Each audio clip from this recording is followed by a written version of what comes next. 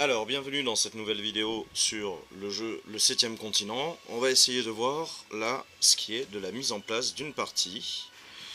Hop, pour montrer un petit peu comment ça marche. Alors, on va garder le livre de règles à portée de main. On va garder une aide de jeu également qu'on va mettre sur le côté. On va poser tout ça. On va remonter le deck, le sabot de la défausse. Voilà, qui se monte assez simplement. Faut juste pas y aller comme un gros barbare parce que sinon au bout d'un moment ça va casser. Hop. Voilà. Ça doit rentrer dans le trou du fond. Hop. On va placer notre deck ici. Alors, pour cette mise en place, on va se référer à la page du livre de règles sur la mise en place. Voilà. Donc c'est la page 9 qui indique ici comment mettre en place tous les éléments. Donc, en premier lieu, il va falloir choisir une carte personnage. Donc on va aller chercher hop, les cartes personnages. On va garder la carte Besace et Carnet qu'on va mettre ici.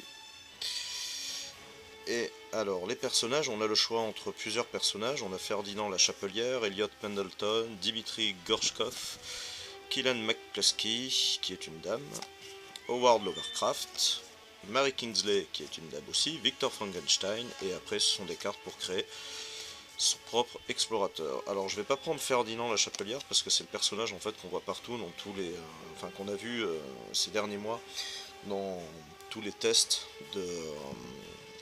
du jeu avec la version Print and Play.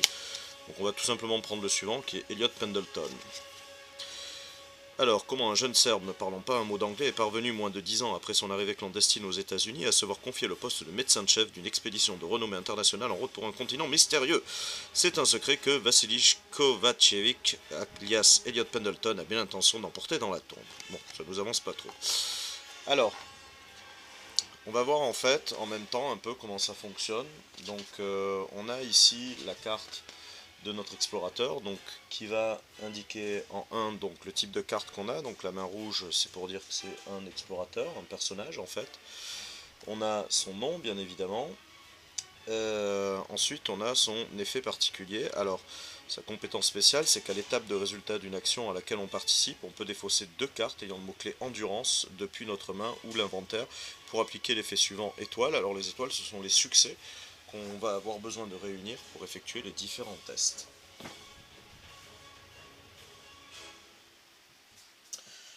Donc en dessous il a un petit cartouche marron avec des pas, donc on peut voir que c'est le logo ici de se déplacer, revenir sur mes pas. Donc pour les déplacements, il a besoin en fait, il piochera une carte de moins euh, pour si vous vous déplacez sur une carte terrain ou une figurine explorateur où feu est présente, il y a une carte de moins à piocher pour savoir si l'action est réussie ou enfin du moins pour la faire.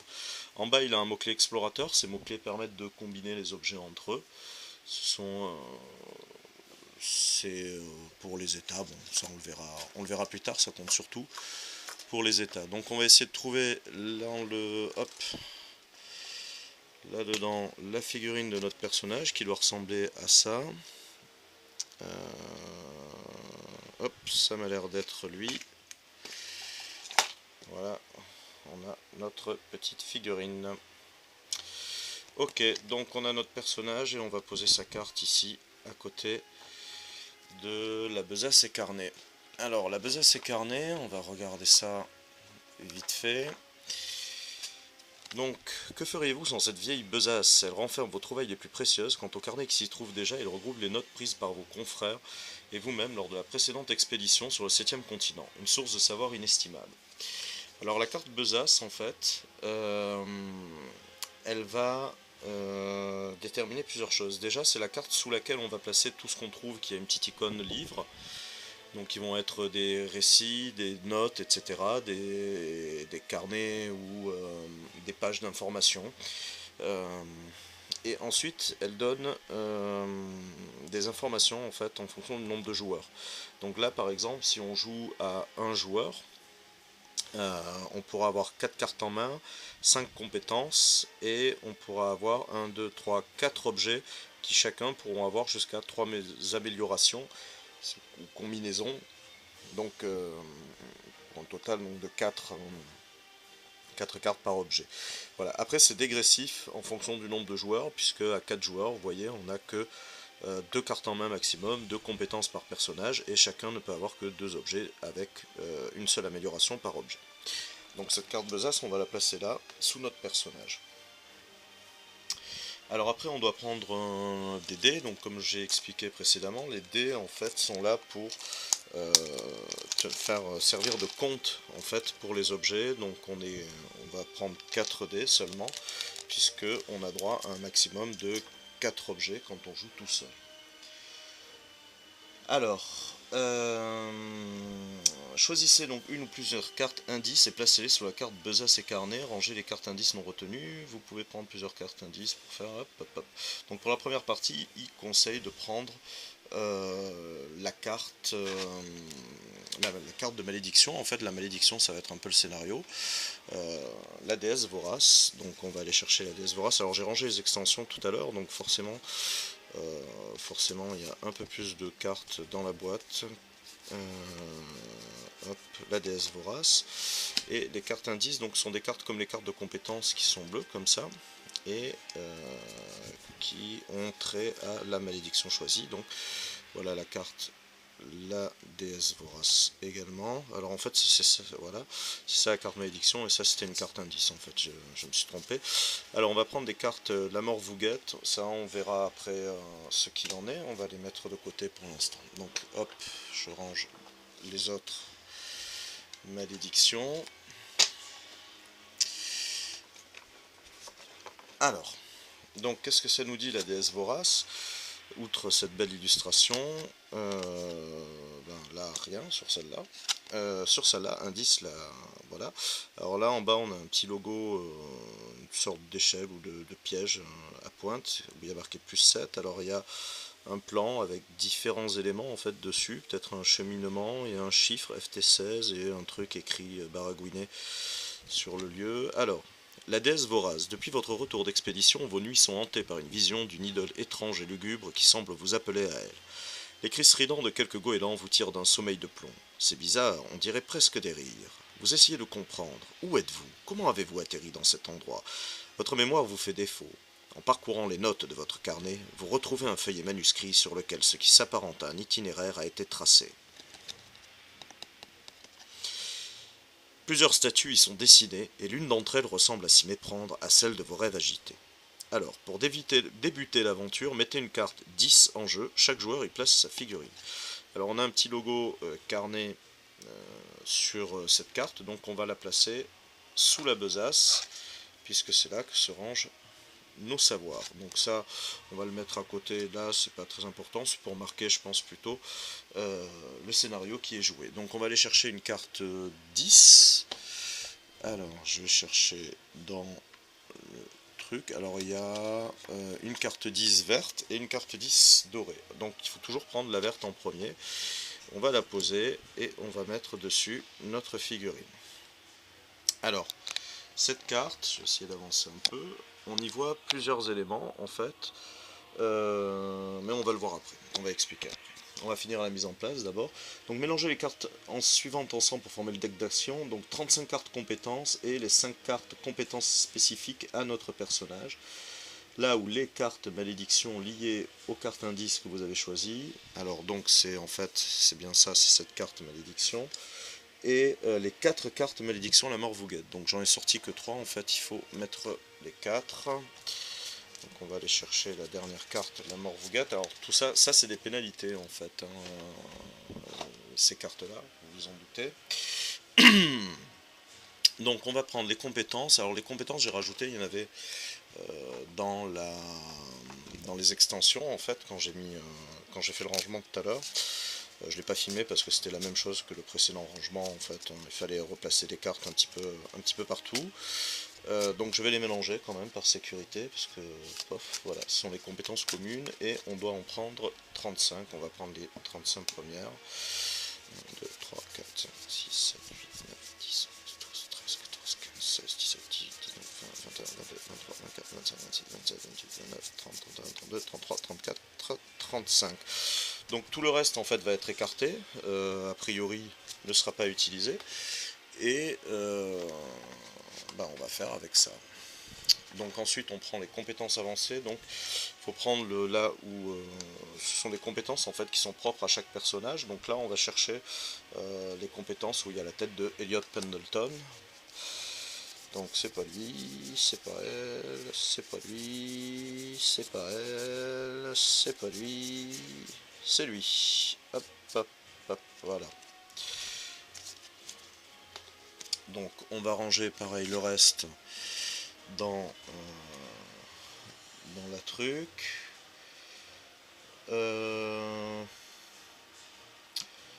Alors on va pas les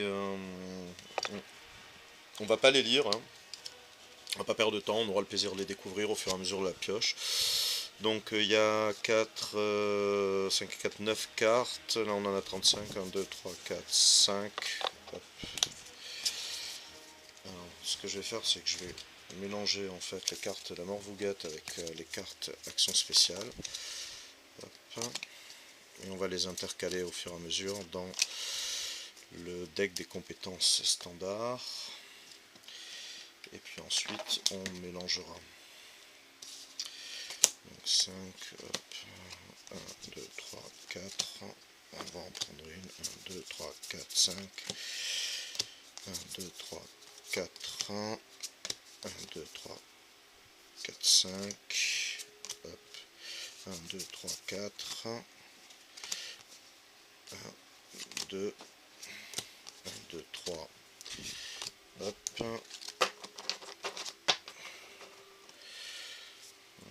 On va essayer de mélanger,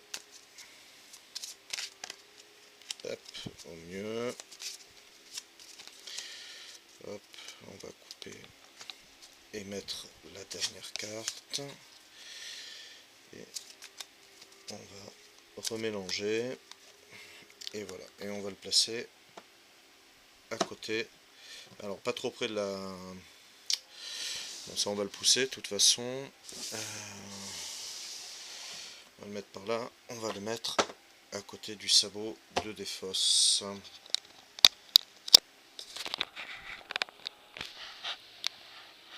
C'est pas évident de calculer l'angle de vue. Donc regrouper les cartes exploration par zone. Donc ça c'est bon, on l'a fait. Les cartes sont classées, toujours. Prenez la carte aventure indiquée sur la carte indice que vous avez choisie. Donc c'est la carte que nous avons là. Et lisez le dos de la carte. Alors, donc ça on l'a pas fait. Alors, d'épaisses volutes de fumée jaunâtre s'échappent de la roche volcanique. Plus à l'est, les pointes d'un à pic rocheux se dressent fièrement. Elles semblent défier l'océan qu'elles surplombent. Alors, après, il faut prendre les cartes. Tchac, tchac, tchac. Recto, verso. Alors, hop. Hop. Donc, ok, on y place le perso. Placer une carte exploration brouillard face visible. Alors, on va expliquer en fait le fonctionnement de la carte. On verra les règles comme ça au fur et à mesure. Donc, cette carte de terrain est la carte de base en fait pour démarrer notre partie. Et ce scénario, en tout cas, de malédiction. Alors, ça ne veut pas dire que c'est pas une carte qu'on ne peut pas retrouver dans un autre scénario. Alors, il y a plusieurs éléments en fait sur cette carte. Déjà, il y a le décor en lui-même qui est important parce qu'il peut comporter des indices. Par exemple, là, il y a comme des espèces d'empreintes de pas, de créatures, on dirait un ornithorynque. Bon, il y a des mouettes, je sais pas si ça sert. Là, voilà, c'est l'apic rocheux dont on parlait dans le truc, dans le texte d'ambiance. Donc en fait il peut y avoir des éléments déjà à même la carte. Il peut y avoir par exemple quand on apprend la compétence soignée avec, en trouvant la carte adéquate, ça indique que si on voit tel buisson sur une carte on peut faire telle chose.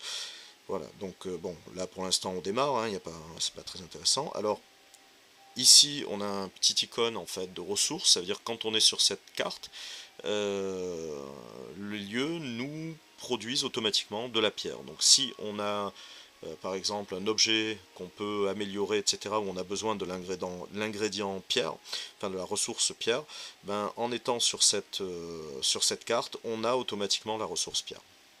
Ici, on a le petit logo en fait pour faire les déplacements, c'est-à-dire pour sortir, puisqu'il y a une sortie ici et une sortie ici. Donc là, c'est les volutes de soufre, hein, on ne peut pas y aller. Donc ici on va placer une carte exploration brouillard de niveau 1, ce sont des événements aléatoires avant qu'on révèle la carte 009 ici, 007 ici, qui correspondent, comme cette carte 10, à un nouveau lieu. Et on note ici qu'on peut faire quelque chose de particulier en fait, mais qu'il n'y a pas ce petit soleil. Alors, en fait ça c'est la compétence se déplacer, donc pour se déplacer il nous faut tirer une carte bleue, donc ce sont les cartes actions, et il faut obtenir au moins 0 succès. Alors ça veut dire que ça c'est une réussite automatique en fait. Réussite automatique, mais qui nous amène quand même à piocher une carte d'action. Alors en fait comment ça marche? Les cartes d'action c'est un peu notre vie en partie, puisque quand on les pioche, ensuite elles vont dans la défausse.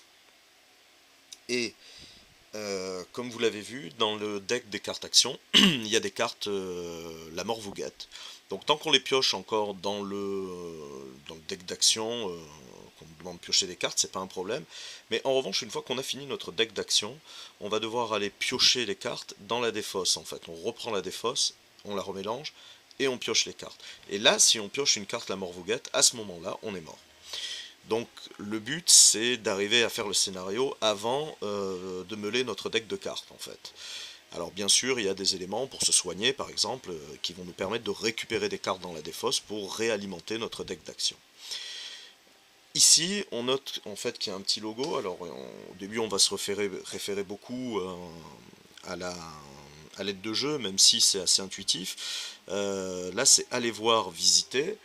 Donc si on veut aller voir en fait la pique rocheux, il nous faut au moins tirer une carte, il n'y a pas besoin d'avoir un succès, et on piochera la carte 005.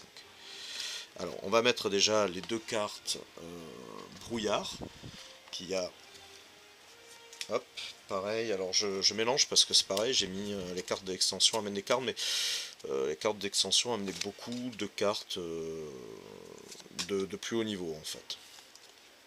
Alors, les cartes exploration, comment ça marche? Donc là j'en ai mis une pour chaque petit symbole soleil, il faut toujours les mettre avec le texte dans le sens de la lecture, hein. Donc je peux pas la mettre comme ça par exemple, il faut que je la mette vraiment, hop, une question qu'on puisse voir. Donc sur ces cartes en fait il y a, voilà, retourner cette carte, alors en fait c'est quand on fait l'action avec les deux petits panneaux, qui est l'action chercher un passage, fuir. Il nous faut piocher 0 carte et 0 succès, il y a juste à retourner cette carte en fait. Mais pour ça d'abord il faut faire le déplacement ici. Donc je vais aller voir la pique rocheux parce que en fait là je découvre avec vous et ça fait des semaines que j'attends de savoir ce qu'il y a sur cet tapis rocheux à chaque fois. Donc pour ça il va falloir qu'on pioche une carte et ensuite on révélera la carte 5. Donc je vais piocher la première carte. Alors, comme ça on va découvrir les cartes actions. Donc ici on a la main bleue qui nous indique que c'est une carte action. Alors 3, je ne me rappelle plus trop ce que c'est. On va le voir de suite.